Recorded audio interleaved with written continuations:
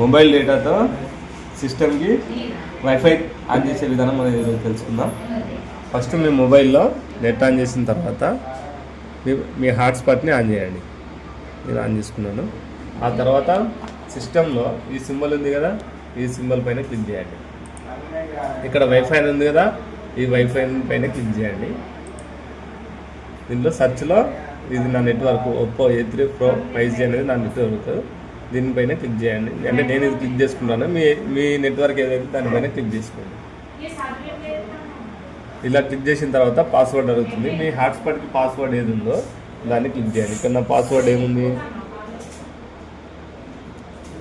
నా పాస్వర్డ్ నేను ఉంది కాబట్టి ఏదైతే ఉందో దాన్ని క్లిక్ ఎంటర్ చేస్తున్నాను.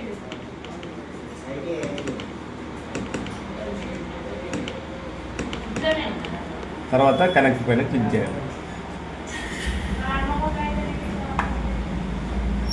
మీరు చూడండి, ఇక్కడ నా వైఫై ఏదైతే ఉందో నా నెట్వర్క్ అది కనెక్ట్ అయింది. ఇప్పుడు చూద్దాం, మొబైల్లో ఓపెన్ చేసి చూద్దాం. చూసారు కదా,